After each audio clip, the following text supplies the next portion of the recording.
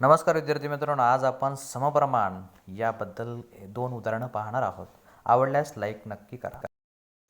नमस्कार विद्यार्थी मित्रांनो, आज आपण इयत्ता 7वी मधील समप्रमाण या धड्यातील सराव संच 37 मधील उदाहरण सोडवतोय.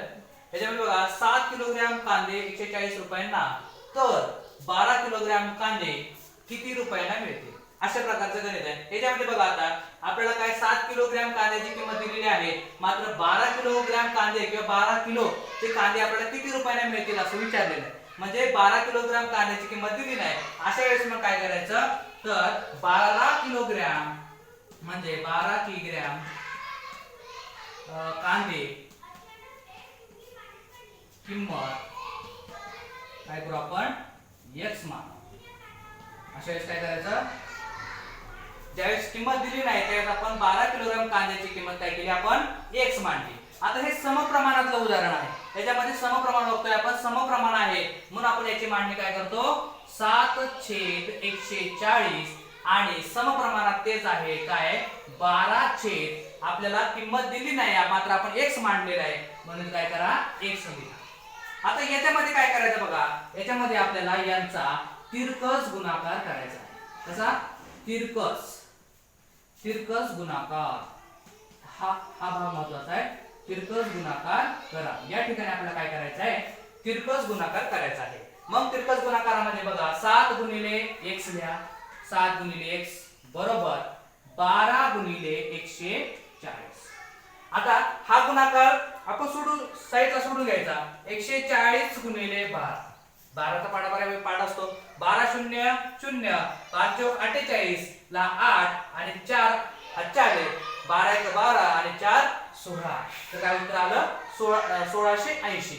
मग ते लिहा 7 गुणिले x बरोबर 1680. बघा 7 गुणिले x बरोबर 1680. आता हे समीकरण पुढे सोडून घ्या. आता सोडताना काय करायचं, हे 7 आहे, हे 7 इकडे गुणाकारामध्ये आहे, इकडे गेल्यानंतर भागाकारामध्ये होतं. मग x ला x ठेवा, या ठिकाणी सोडून घेऊ आपण. x ला x ठेवा बरोबर 1680 भागिले 7. आता हे 7 का इथं आलं, कारण इथं गुणाकार आहे. गुणाकाराची संख्या काय झाली, भागाकारामध्ये आली. सोडून घ्या. 7 1 7 7 2 14 इथं 2 राहिले म्हणून 7 चौक 28 आणि शून्याला 0. म्हणजेच काय बघा, x बरोबर काय मिळेल आपल्याला 280.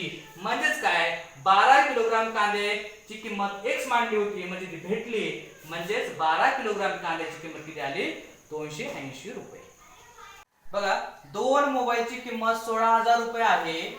असे 13 मोबाईल खरेदी केले तर एकूण किती रुपये लागतील, असा प्रश्न आहे. अशा प्रश्नामध्ये 2 मोबाईलची किंमत आपल्याला माहिती आहे 16,000 रुपये आणि 13 मोबाईलची किंमत आपल्याला काढायची. आता 13 मोबाईलची किंमत आपल्याला माहित नाही, 2 मोबाईलची 16,000 दिलेले, हे समप्रमाण आहे. मग 13 मोबाईलची माहित नाही म्हणून आपण वाक्य लिहा 13 मोबाईलची किंमत काय आहे, x मानून लिहा. आणि हे समप्रमाण असल्यामुळे मांडणी करताना काय करायचं बघा, 2 ते 16,000 आहे, 16,000 लिहायचं, 16,000 घ्यायचं. त्यानंतर बरोबर हे 13 मोबाईलची किंमत आपल्याला विचारलेली आहे, समप्रमाणात आहे मग समप्रमाणात आपण मांडणी करतोय. मात्र किंमत माहित नाही आपण काय केले, x मानायचे. त्यानंतर बघा या ठिकाणी मी सांगितल्याप्रमाणे इथं काय करायचं, तिरकस गुणाकार करायचा आहे. मग द्या 2 गुणिले x बरोबर 13 गुणिले 16,000. हे 16,000 रुपये आपल्याला इथं लिहायचे आहे. आता बघा याचा गुणाकार करून घ्या, कारण आपल्याला त्याचा नंबर पाहिजे, टोटल पाहिजे. 16,000 गुणिले 13 सगळ्यात सोपं. हे 3 शून्य आहे, 3 शून्यला 3 शून्य देऊन टाका. 13चा पाडा मारा, 13 5 5 13 सखी 78. हे 8 इथे घ्या आणि हे 7 आलेलं आहे हातच्या. 13 1 13 आणि 7 बघा, 13 आणि 7 किती, 13 आणि 7 20. मग किती झालं, 2,08,000 रुपये त्या 13 मोबाईलची किंमत होणार आहे. मग आता बघा ते मांडणी करूया. 2 गुणिले x बरोबर किंमत आलेली आहे 2,08,000. 2,08,000 रुपये किंमत आलेली आहे. आता हे सोडवताना काय करायचं, आता इथं गुणाकार 2 हे गुणाकारामध्ये आहे, आपल्याला तिकडे गेल्यानंतर काय होणार आहे, भागाकारामध्ये घ्यायचं आहे. मग हे मांडणी करताना बघा आपण या ठिकाणी सोडूया. हे 2 x किंमत अशीच राहू द्या. x बरोबर 2,08,000. 2,08,000 घ्या. त्यानंतर हे 2 गुणाकार आहे, तिकडे आल्यानंतर काय होणार आहे, भागाकारामध्ये येणार. बघा बे क बे बेक बे, शून्याला शून्याला भाग जात नसतो, बेचोक 8 हे शून्याला शून्य. म्हणून बघा x बरोबर 1,04,000 रुपये. हे काय झालं, x ची किंमत निघली. x ची किंमत म्हणजे काय, तर आपल्याला माहिती आहे x आपण 13 मोबाईलची किंमत काय मानली होती, x मानली होती. म्हणजे आपल्याला 13 मोबाईलची किंमत काय भेटलेली आहे, 1,04,000 रुपये. म्हणून वाक्य लिहायचं, खाली वाक्य लिहायचं 13 मोबाईल. म्हणून 13